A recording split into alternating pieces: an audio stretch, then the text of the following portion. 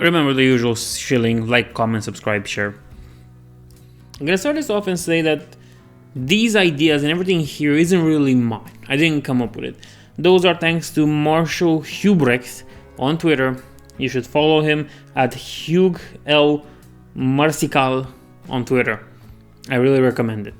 So let's begin with the word bearers in this case. And they have a very Babylonian thematic to them. Let's look at it from this following point.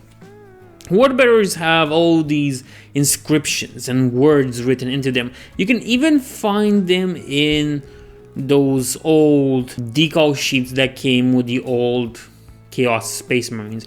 I'm not that sure about these new ones, but still, there you will find a bunch of writing just perfect for the word bearers, and it's no surprise that those are Colicician runes from the home planet of 𝕸𝖃𝖗 and most of the traitorous word bearers. They resemble perfectly, and it's almost identical, you can't really miss it, the cuneiform writing that was used back then in the East by the ancient bronze societies. But that's not all, because there are some interesting parallels between the word bearers and Babylon and effectively Canaan. For example, Colchis itself is described as a desert planet, but with rivers crisscrossing it, and its architecture resembles clay and fire bricks constructions. And that, well, we know that's a reference very likely to the Tower of Babel's story, where they tried to build a tower to reach God, and then God punished them by mixing their tongues and creating all the diverse languages of the world. Funny enough, in the end and the death, it is implied that the emperor was Alexander the Great, that wept when he saw there was nothing left to conquer. But also in the Olannius Pius, I think, story, we know that one of the first missions he did alongside the emperor was the destruction of the Tower of Babel, or getting to it. So the parallels and references are there for this. The Marshal also makes an interesting claim that 𝕸𝖃𝖗 could easily be a stand-in for King Solomon. This might come as a surprise, but what he has to say about this is pretty interesting. Remember, King Solomon was the wise, faithful, and pious son of David, whose arrogance and lust allowed him to throw away his God-given wisdom and started worshipping the false idols his foreign wives introduced to him, and as such created a division on the kingdom of Israel that would never heal. Think about this, for example. 𝕸𝖃𝖗 was supposedly one of the most knowledgeable of the Primarchs and also very faithful to the emperor. Until, of course, he didn't have wives, but remember, he had Erebus and Corpharon to guide him towards their false idols, the idols that they had back on their home world of Colchis. And that created a division in the Imperium that would never heal. You're understanding where I'm going with this. This is pretty interesting. The kingdom of Israel was forever split in two. The fact that there are stories of Solomon binding demons to his will further exacerbates this. And the fact that the first half of his life is considered a glorious reign, then marred by infamy. Stop me if you hear this. Binding demons to his will. And this is exactly what the word bearers are doing. Maybe not 𝕸𝖃𝖗 per se in some cases, but the word bearers in general, from 30k, from the Horus Heresy, since the moment of their betrayal, until 40k, right at this point, they are still doing this. It is one of their main practices. Of course, kingdom forever split in two. We have the Imperium, that's forever split in two. And, well, the fact that the first half of 𝕸𝖃𝖗's life is considered a glorious one, especially with his campaigns and everything he did during the Great Crusade. And then the other half is marred by infamy, with the treachery of the Horus Heresy and his demonhood. And I think the Marshal's comparison with King Solomon are very good, because look at this.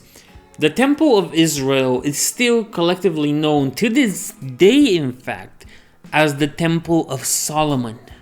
And that's interesting because Solomon kind of gave up on God and continued on in infamy and false idolatry. What else does he have in common with 𝕸𝖵𝖗? Well, the imperial creed, the imperial holy text, was created by 𝕸𝖵𝖗. The 𝕳𝖚𝖇𝖗 Divinatus was created by him, and it still continues to be an important piece of the Imperium and the Imperial Creed till this day. The comparison is also pretty interesting and very well held by the fact that since its inception, Games Workshop, or the creators of Warhammer, have been interested in history, and we see parallels of history, for example, in the World Eaters and Ultramarines, both who are heavily inspired by the Roman aesthetic, and both who come from very Roman planets. One of them, Ultramar, being more the political Rome, the one with the Senate and everything else, and the other one, Nuceria, being the planet with the gladiator fights, the more bloody side of the Roman Empire. It is no surprise then that we can look at this and see the Babylonian influences in the word bearers, because they are there and they are so visible. It's a little bit funny that I didn't think about this before reading the Marshall's tweet. But again, the Horus heresy is very heavily inspired by biblical themes. Look at this. Horus is the sun that fell, the glorious of them all, and he fell to his pride, exactly like Lucifer. We look at the Savior Sanguinius, who dies for our sins, I guess. It doesn't really fit with Jesus Christ, though his model seems to be very well made after one of the archangels, maybe Michael if I'm correct on that. While the Emperor acts as the Jesus Christ figure. I'm not going to get into that.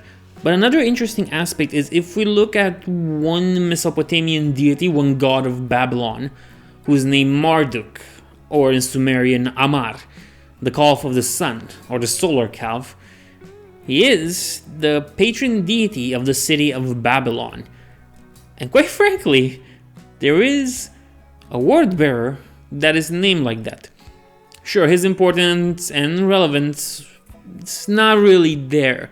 But if you look at the names of the word bearers, they seem to be fitting for this Babylonian theme that we're going for, and that the Marshal really talked about. I really want to thank him for this, because it was amazing to think about this. It's a good story. But I put in the title that we'll be talking also about the Chaos Dwarves. And the Chaos Dwarves share some of those similarities as the word bearers, but they are more interesting. The word bearers seem to be more abstract. You need to know. You know what I mean? You need to be into the inside to know that. But the Chaos Dwarves have no such subtlety in them, in my opinion. It's clear that many people look at them and see Persians. But, of course, it's still a Babylonian/Eastern theme to them. They still have that to them. And that is their fall from grace.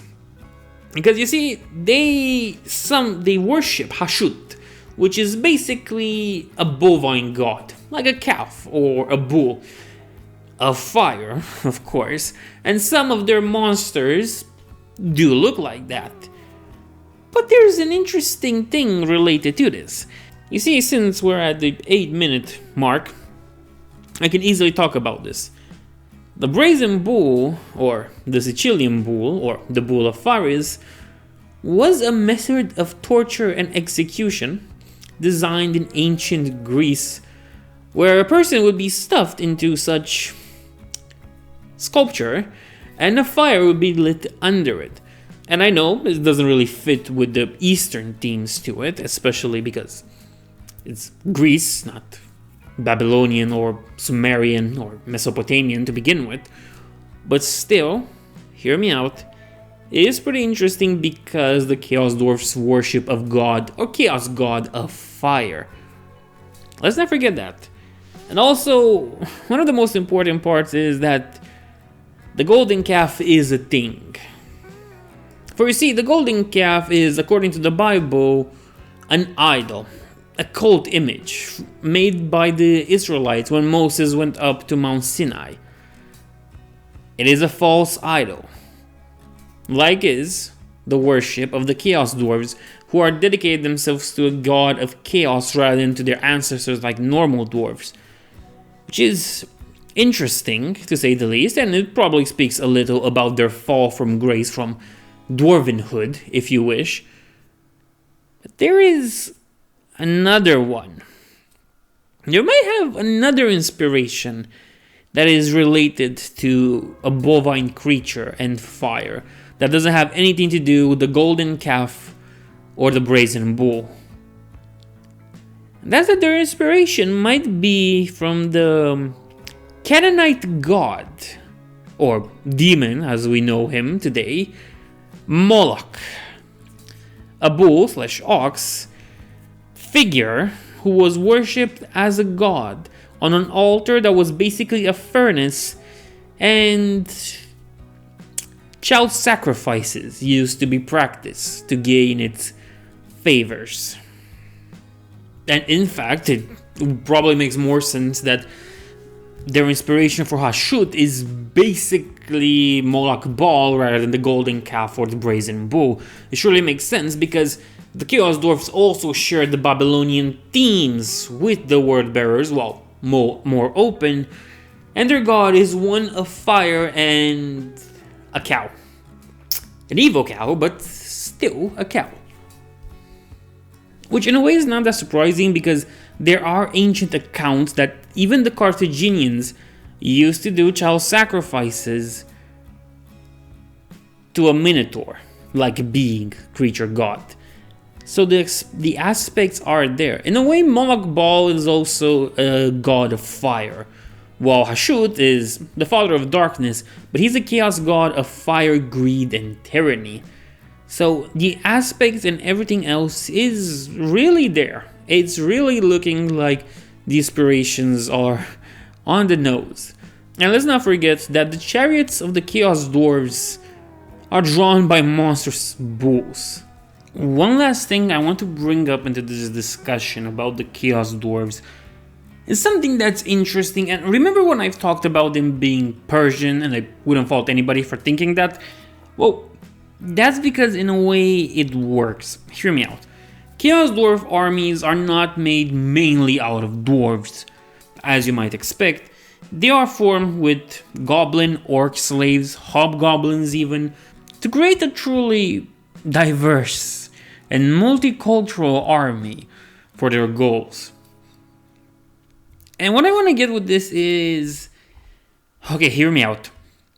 From the writings of Herodotus, or Herodotos, whatever you want to call him. You could call him the first fictional history writer in the world. Doesn't really matter. He talks about in his many writings about the mixed ethnic composition of the Persian armies.